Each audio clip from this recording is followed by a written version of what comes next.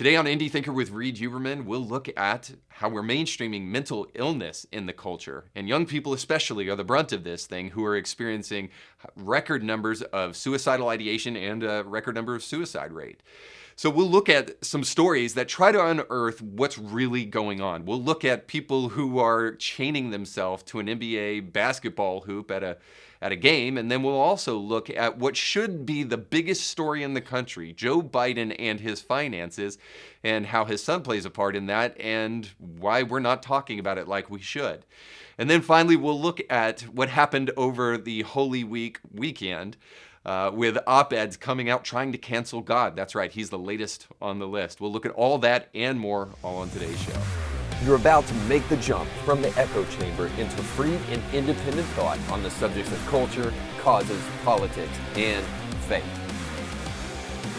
Hey, welcome to the show today. Thank you so much for watching and taking the time to watch. And you can go one step further. You can go the extra mile like Jesus taught us to do. And you can like, share, and subscribe this episode with others. We are very, very close to 1,000 subscribers on the show. We started with nothing, literally, and we've worked our way up in the last year to close to about 1,000. So we're only 300 short. So whatever you can do to help us get to 1,000 is a huge help to us. So make sure to like, share, and subscribe yourself. And then I just wanted to mention, I was thinking about something as I was preparing the show today. I had to drop my car off maybe about half a mile away from work, so I just walked to work. And on the way to work is a large homeless encampment. So I was walking down the road and I thought to myself, dressed as I am for work, I wonder if people are going to think, this is a prime target to be jumped or robbed or whatever. I just had this weird thought, but then another thought quickly came into my mind. And I'm saying this all at the risk of sounding like a complete elitist weirdo, but I had this other thought. Maybe they would be more scared of me than I am of them, because I'm dressed so differently that maybe they think look at this homicidal weirdo coming up in our encampment, and who knows what he's capable of. Does he know where he's at? If he doesn't have the common sense to know where he's at, maybe he's capable of any number of things. So I don't know. Needless to say, beauty may be in the eye of the beholder to a certain extent, and there's probably some pushback on that, but the one thing that is not is the truth. And so we're going to dig a lot into that idea today. It is my sinking suspicion that lies have become so common that we don't even know what the truth is anymore. Or I wonder if we even believe that there is such a thing as truth. Maybe this comes on the heels, just to be totally honest, about on the heels of Easter, where Jesus is asked this question by Pilate. What is the truth? When Jesus says, I came to testify of the truth, he responds and says, what is truth? I mean, we're very much living in that age today. And so, at least as far as I can, I want to be as honest with you guys about who I am, where I'm coming from, but then also not try to put spin on stories, but just truly try to be as honest as I can with Indie Thinker and the stories we talk about here. And it's my hope that through that, you guys will hear a voice that you don't often hear in the mainstream, but then also too that you'll be able to weigh that against what you're already hearing, and then hopefully through logic and reason, be able to come to an understanding yourself, to be able to think for yourself about what you really think about the world and what's going on in it. I'm less concerned about the things we're going to be jumping into today specifically than I am about you personally and how you think. And I just think the better we think, the better off we'll all be. And so that's what Indie Thinker's really after at the end of the day.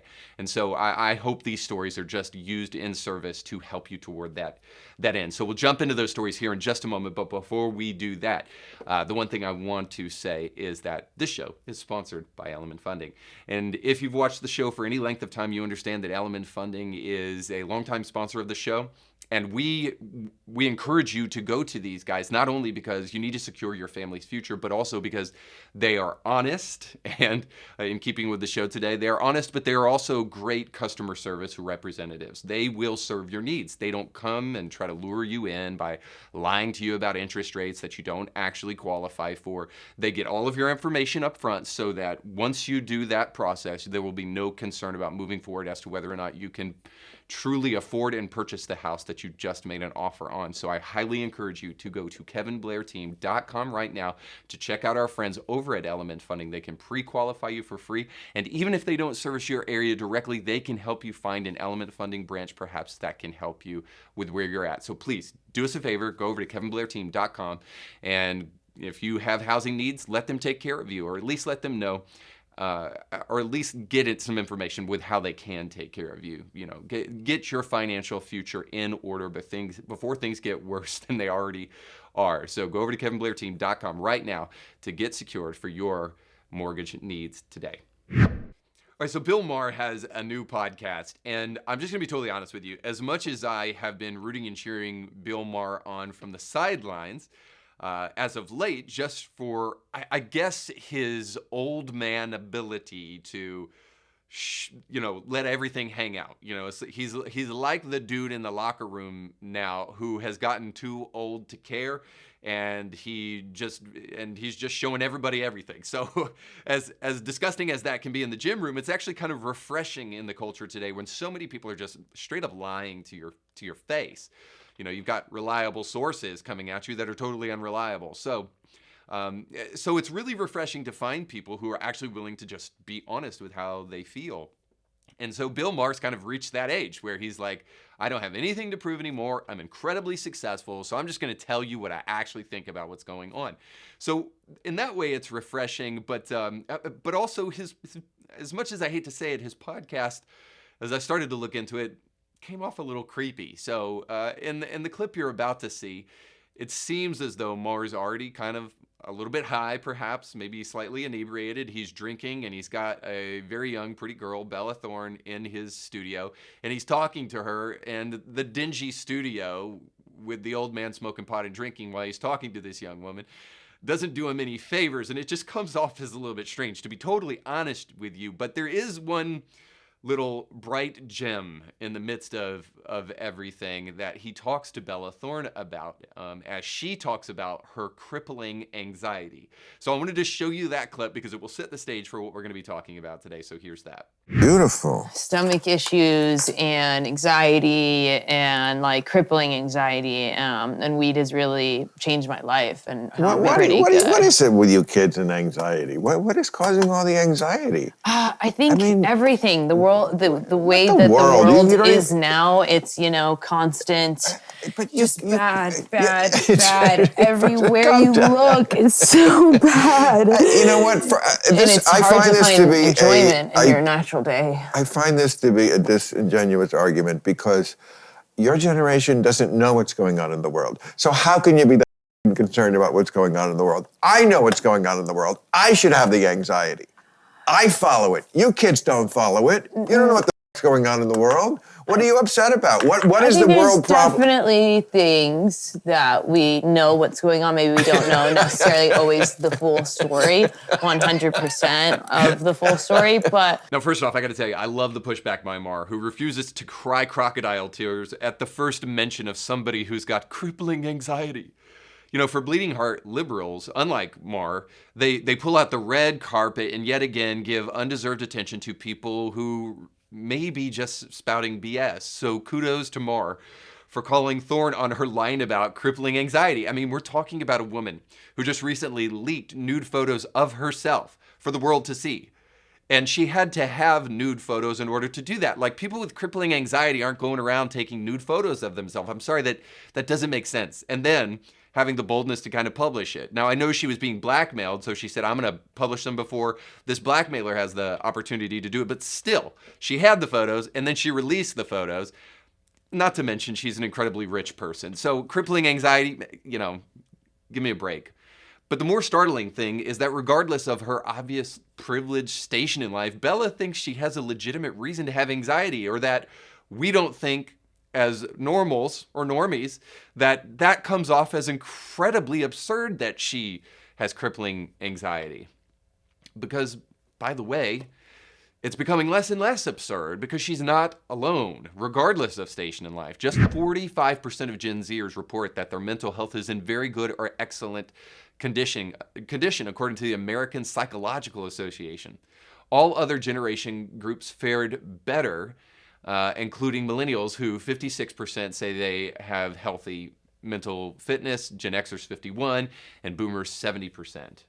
So while Generation Z has been called the most depressed generation, members of this group are more likely than their older peers to seek out mental health counseling or therapy. Some like 37% of Gen Zers, a higher rate than any previous generation, report having worked with a mental health professional. So people are coming out of the woodwork to talk about their mental health issues nowadays. In fact, according to the American Psychological Association, this generation, Gen Z, is also significantly more likely, 27%, than other generations, including millennials, who were 15%, and Gen X 13%, to report their mental health as fair or poor. The survey found they are also more likely, 37%, than other generations to report that they have received treatment or therapy from a mental health professional, compared to like 26% of Gen Xers, 22% of baby boomers, and 15% of older adults. So this generation, they've destigmatized mental health issues and they brought them out of the closet. And now we're free to talk about it, and it's always been around. However, I think the exact opposite contention is actually true. In fact, I'll be the first to tell you, we need to bring some of those closets back. We need to re-stigmatize mental illness, because it's becoming a pop culture trend for people to now come out on social media to discuss their mental health fitness. It's become a way for people to seek the coveted minority status, especially for young white girls who can't really claim minority status except for the fact that they're a girl. So when that doesn't work, people will scratch the bottom of the barrel to find something, in mental health and mental illness has become that thing. So destigmatization has given everyone the opportunity to jump on the bandwagon of mental health, and it's made it trendy to kind of go share it online and to tell everybody how messed up you are and how bad your upbringing was. And the problem with that is, much like the leftist claim of racism, if everything is mental illness, then nothing is. And real mental illness is disserviced as a result of this. So we've drowned out real issues by posers looking for attention online. And perhaps maybe even a more devilish thing has happened because of the mainstreaming of mental illness, is that the really important thing is that in destigmatizing mental health, it creates an incentive structure for people who just have bad manners or bad social behavior, who typically come from absentee parents and want to make excuses for their bad behavior. It gives them an incentive structure to excuse away their bad behavior. Well, it's just because I'm mentally ill, or I have this very soft mental illness going on right now, and that's why this is happening. So here we have a more glamorized version of what we see in Hollywood movies. You know, we have the dishonest criminal that's coming out to make the insanity defense. You know, I'm totally insane, so I don't need to go to jail. Instead, we're not only seeking treatment for people who come out and talk about their mental health, but now we're rewarding them by treating them as special and affirming their behavior and saying, hey, that's just part of your mental illness. It's okay. It's part of the spectrum of socially constructed behaviors. So now any behavior goes. Whatever behavior you want to show the world, it's okay. So none of this is to suggest that we don't have real instances of real anxiety and mental illness. But the anxiety, or the crippling anxiety that we're experiencing, may be less a result of brain chemistry and even more about something else that we've done. Perhaps we have prolifically and effectively lied to a whole generation and shoved these lies down their throat, and effectively done so. And now we're reaping the consequences of these lies. For instance, we told a generation of young people that the people who are tasked with protecting us and serving us are actually evil and racist. Now, what did we think would happen when we told them that the police are systemically racist? Did we think that we could just lie about that and then get away with that and there wouldn't be any repercussions? By the way, we also doubled down on young kids and told them that, by the way, you're racist too, just by dint of your skin color. And how about this? The trans movement. We've lied to young adults about gender, stating that it's socially constructed, air quotes, socially constructed. and that you were assigned a gender at birth by a doctor that probably got it wrong when they saw that penis or that vagina. So the repercussions of this lie are already evident. Gallup shows the exponential rise in trans identity along with the exponential rise in suicide that happens even after transition. So suicidal ideation rates in teen girls is around 12 to 15%, and in teen boys around 8%. The suicidal ideation rate in the trans community is 40%. But we're telling people that they will be celebrated and cheered and adored online if they enter this community that is suicidal.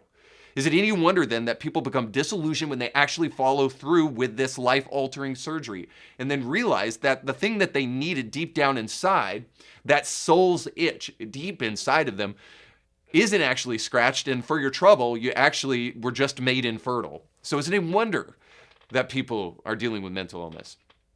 And then finally, this last one, because I think this is very interesting. It takes a village. We heard this back in the 90s, at least I first did, from Hillary Clinton. And it was an attempt to lie to people about the fact that the government needs to be involved in raising your children. And right now, we've got the parental rights in education bill in Florida that really is exposing people with the OK groomer thing.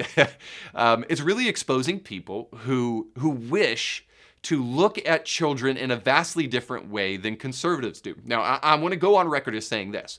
I don't believe that the person who may be gay or even trans, that's a teacher in their classroom who wants to talk about their personal life, is specifically interested in grooming young children so that they can specifically have sex with that child. I do believe, however, that they are interested in ideological grooming. So what they are interested in doing is grooming children to think like they think. They don't want their parents to influence them and to try to curtail their behavior. They think that they should be the ones to do that. And this is what this bill is all about, because it certainly doesn't have anything to do with "don't say gay." Again, air quotes, because clearly the bill has nothing to do with that, because in the same way that you could say it's "don't say gay," you could say it's "don't say straight." Because it's just, it's as Jeremy Boring calls it, it's the wait till 8. Because it's only just simply saying, hey, we're not going to put in curriculum things about sexual gender and orientation and gender identity and sexual orientation for kids who are so young that you shouldn't be talking about this stuff anyway. I think it was Ali Stuckey who at least I first saw this, that said, if you have to make a law not to tell teachers to do this stuff, then those people should not only not be teachers, they should be going nowhere near a school. So I 100% agree with that. And so the point is this: we've told a whole generation that you can be raised by the community, the collective. You can be raised by the collective, and that it's not about parents and their influential role, a mother and a father specifically, which statistically has the greatest chance of raising the most well-rounded future generations. This is not me saying this. Go look it up online. Google it. So the point is that we're telling a generation, don't listen to your parents. Don't listen to what they have to tell you. You need to listen to activists or teachers or people that don't even know when your birthday is, or at least will have to look it up on a file to get your birthday, rather than the people who love you, who wiped your butt when you were a baby, who cleaned up your puke and allowed you to eat in their car, and then you had to vacuum it over and over and over again. I might be ranting about personal things, but I'm just saying. It's clear, it takes a community to raise a family. It was a lie from the beginning. It was a Hillary Clinton, I said, that I first heard this, and she said that she learned it when she was in Africa. And then you go to Africa and you ask these people, and they're like, no, it takes a family. It's like they never heard of this nonsense, because it's total fabricated nonsense. It doesn't take a village. It takes a family. It takes a mommy and a daddy to raise a child. We've been lying since the 90s and even before then that's not true, that's just Christian misinformation or disinformation, that's just an agenda Christians have to try to make sure that they support traditional marriage, and we can do marriage however we want. Well, the reality is for ages and generations, we've been doing marriage a certain way, and it includes a mother and a father. And now, we've been lying to people about that, and well, looks like people are starting to experience broken homes and starting to experience suicidal ideation. Is it any wonder? I'm just merely making a suggestion. No, I don't have the receipts to be able to trace a straight line back to those things. but it deserves our consideration. Why are these things happening? Well, it sure seems to be that we've been lying to a generation for far too long, thinking that none of those lies would have repercussions. So here's what we have to finally decide to do as a society, in my opinion. First, we have to decide that we don't have the right not to be lied to. We have to stop being offended by that and stop thinking that, no, that doesn't happen. No, liars have always existed.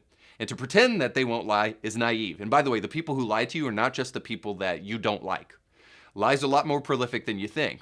But we do have the duty to discover the truth for ourselves. So we have to regain duty and get rid of rights talk. This is why I called the show Indie Thinker. We are called to independently think, not independent of reason or collective knowledge, but independently from the forces that wish to distort and obscure reality. Lies exist, therefore we must think for ourselves. It's my hope that as we look at our stories today, for your own sake and for God's sake, that we will be done with shirking our obligation, our duty, our responsibility to think about the world around us. So, let's jump into those stories.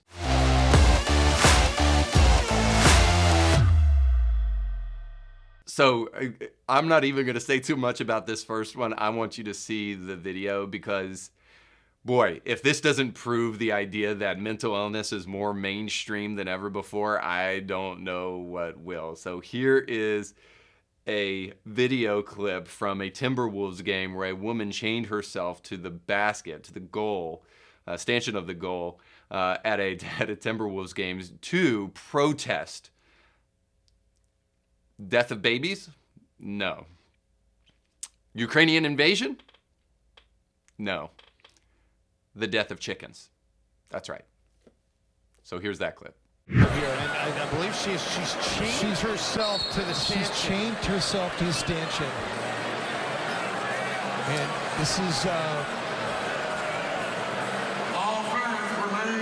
is going to happen, I think. You know, this is like it's a little sleeper cell of chicken protesters. We've got a sleeper cell of. Well, oh man! Listen, I'm going to reserve any comment. I mean, but it's just it's. Is that a real chain? Is it plastic or is it metal? That thing looks like. I think it's metal. It's.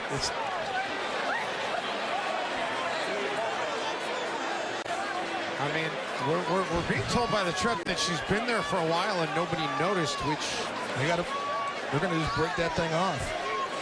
I mean, somebody got to have some bolt cutters somewhere. This is one thing you get.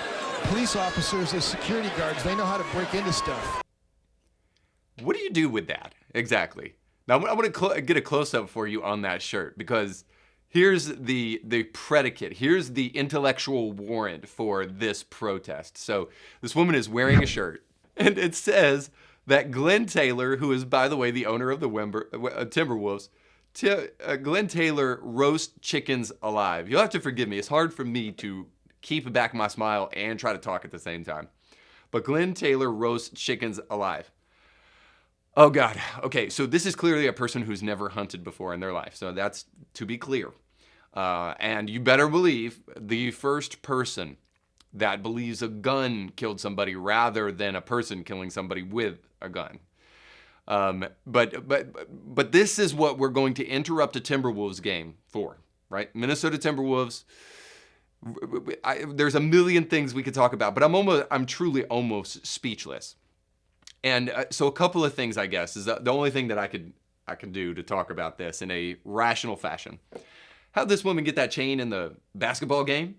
I mean, are we supposed to have like killer security these days? How did a woman sneak a metal chain into a basketball game?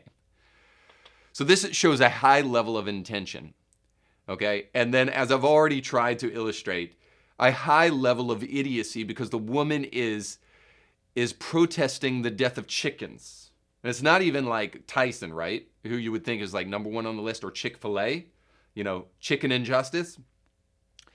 It's Glenn Taylor. Okay. So I don't even know who the guy is. I don't know what he does. And I just simply don't care. What we have before us is a clear example of the fact that people are way crazier than they used to be. The fact that you would think that that is a normal behavior or a normal way to even stand up for what you believe in. Mental illness has been mainstreamed, and here's the repercussions of that.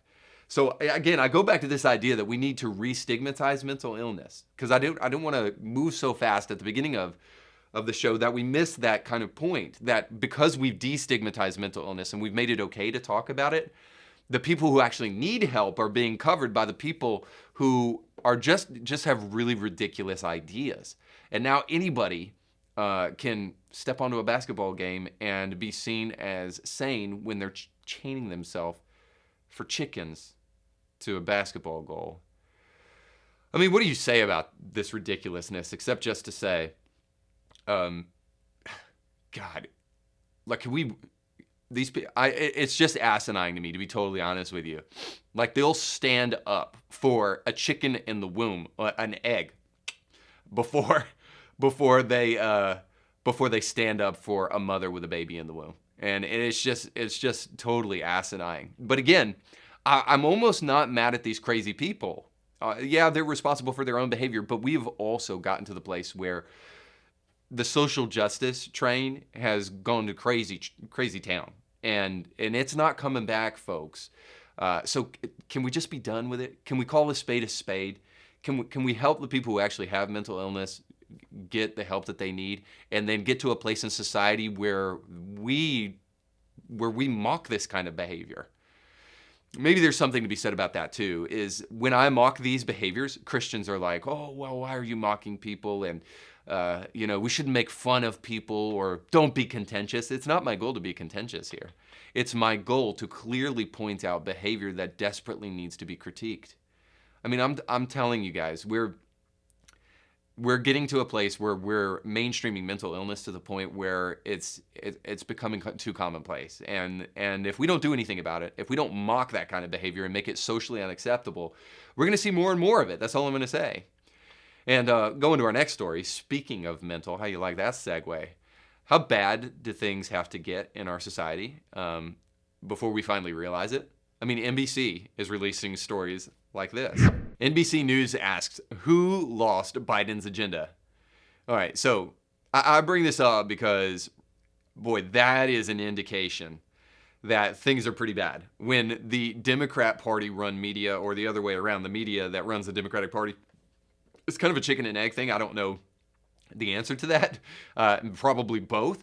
But when they come out and start, they start talking about Biden in an honest way, you can imagine that we have really experienced just the worst presidency probably in our lifetime. So after 2 years, I'm just curious, can you even name one thing that Biden has done that's been good? Just one thing. Can the Democratic Party even come out and name one thing? And I think the answer is obviously no to that, because NBC News is now writing articles about Biden just totally losing whatever agenda he thought he had when he came into office. In fact, I'll show you this next article, and this one's from Yahoo Finance, that there are people who clearly typically take his side who don't think that Biden is even doing anything about what's going on right now. So this is from Yahoo Finance. It says, quote, Biden's policies on green energy and domestic manufacturing are inherently inflationary because they depend on the elimination of the lowest cost alternative in favor of something that may be better, less carbon, more U.S. jobs, but probably not cheaper. Not probably, totally not cheaper, dude. American-made stuff simply costs more than Chinese-made stuff, because U.S. labor and regulatory costs are higher. Now, I already have to stop right there in the article, and this doesn't even get us to the point that I'm trying to get to with this article, but you can obviously tell that this person is writing from a very left-leaning agenda, because he's already making this about China and U.S. goods rather than about the fact that Biden is killing low-cost options in the U.S., whether it comes from China or the U.S., in favor of technologies that don't even exist. So we've told people, regardless of whether it comes from China or Korea or anywhere else, because he thinks all cars come from China now.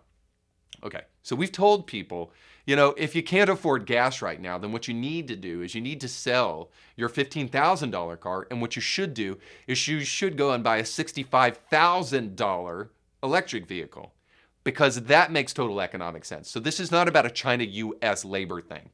This is simply about stupid, foolish policy. All right, I digress. We'll go back. Quote, Biden may be right when he says the widespread availability of green energy will ultimately lower costs, but we're nowhere near that now. Finally, some honesty. Instead of using everything within his power to lower inflation, Biden is taking modest, quote, modest steps on the margin while betting that inflation will decline on its own.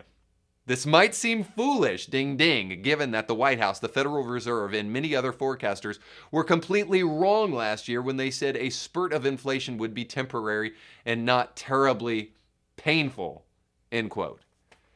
I mean, like, God, what do you say about that? We start to get to the truth at the end of this thing, and Biden is, quote, going to do modest things, in other words, do nothing, right now when we need help the most.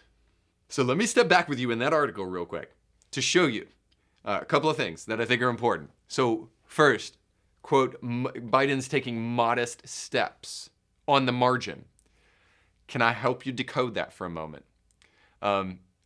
He thinks inflation is going to decline on its own, and he is not doing anything. He is taking, and maybe not doing anything is a little bit unfair.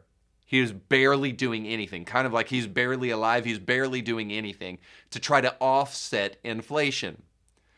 And then I love how the article writer is doing the best he can to try to justify this, but just it is so silly he can't, and says, this might seem foolish given the White House and the Federal Reserve forecasted that inflation would be temporary, and of course it hasn't been. So the man has been wrong every step along the way. The man has not done a single thing that you can qualify as a real win for America. I mean, I defy you to help us understand how he has made this country a better place. But we have right in front of us, and it's not just that this is about economics, because trust me, it's much deeper than that. In fact, you can go back to past shows and you can see that we've also been talking about the lies about equality and gender-affirming care. And how dangerous those things can be. But nonetheless, economy is just one of the many examples where Biden has just absolutely destroyed everything he's touched. And before I show you an example of this, let me just remind you that the man is sitting at a popularity right now in some polls at 32%. That 32% of Americans, according to some polls, actually approve of Biden and the job that he's doing. Did you know that Donald Trump never got lower than 39%, 38%? But Biden has just been wrecking those numbers left and right, showing us that there is no floor to this man. All right, so let me show you some of the numbers. That's just kind of a year-on-year basis. So in the last 12 months, gas has increased 48%. Used cars, 35%. Airfare, 23%. Energy is up 15%. And groceries now up 10%. So look, that may not seem like a lot, especially as you get further down to those kind of everyday commodities. But with people on a fixed income, that is a lot. But for those who are millionaires, they don't need to worry themselves about those things. Which kind of brings us to our next story with old Joe. Here's what Biden paid in taxes last year. So this is, again, according to a Yahoo Finance article. Last year, Biden paid 24% in taxes and Harris paid 31%. So before I jump into what I actually want to talk to you about with Biden's finances here, there's some good news. I want to highlight the good news, then we'll jump to the real kind of story here. So we are taxing the rich. They are paying their fair share. 40% of all U.S. taxes are paid by 1% of the highest earners. So there's good news from this return. Where there's also something else. There's a startling thing about Biden's returns. Since leaving office, Biden's income raised by about $16 million. So forgive me for wondering about how a political office enriches the lives of people, but come on. He was only the vice president and basically just wallpaper during Obama's presidency. So if you believe that that dude isn't getting money from unnamed sources, maybe that his tax return isn't really telling the full story about. I've got something to sell you. You can go on a grand tour of the Indie Thinker studios here. And it's just a low, low price of $65,000. Or we are right now for a limited time selling VIP passes to tour the studios here at Indie Thinker for just the low, low price of $300,000. And by the way, you're welcome. So, according to USA Today, Biden went from making $396,000 in 2016 to $16 million, $16.5 million in 2017 through 2019. Now, I'm not familiar with how lucrative it is to go from being the vice president to just average Joe, but $15.6 million in book deals alone, according to this Yahoo Finance report, is where that money came from. Now, listen, I've never published a book either, but that guy doesn't even know his name or what city he's in. Look, I'm sorry, Joe. No, I'm going to give you the best impression I can. I got to give you the lean over into the mic and the whisper, the creepy old man whisper. Joe Badambadoo is actually not that great of an author or a speaker. And by the way, I'm not being mean because nobody is. I know you've never probably published a book before, but just fact check. You don't make $15.6 million on speaking and writing in that span of time. Unless you've sold more books than anybody else in the history of books. Promise Me Dad, which was written in 2017, didn't even crack the top 10 or the top 20. So you can think what you want. Everyone is entitled to your own opinion, but you are not entitled to your own facts. That book did not make him that much money. His speaking did not make him that much money. Something is going on with that man's finances, and it may have something to do with the fact that we have emails suggesting that Hunter is securing money for the big man. This should be the biggest news story in the country, but again, we're surrounded by lies, especially from the media, so we cannot tell up from down anymore, and it unnerves us, and it shakes the very foundation under our feet.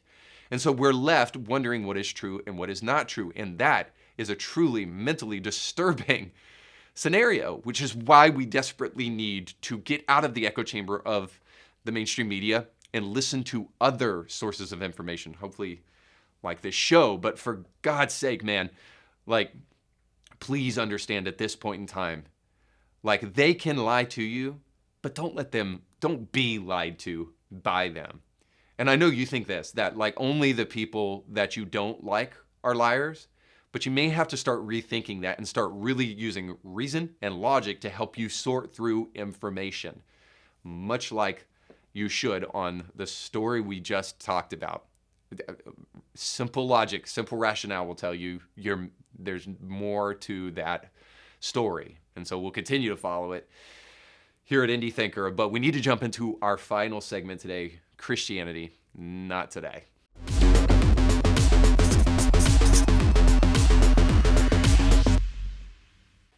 So over the Easter holiday, and certainly over this past Holy Weekend, the New York Times tried to do their best to cancel God. That's right. The real big man is now on the list of cancellations. So here's this mind-boggling headline released just before Easter from a New York Times writer, in which he proposed, quote, "In this time of war, I propose we give up God."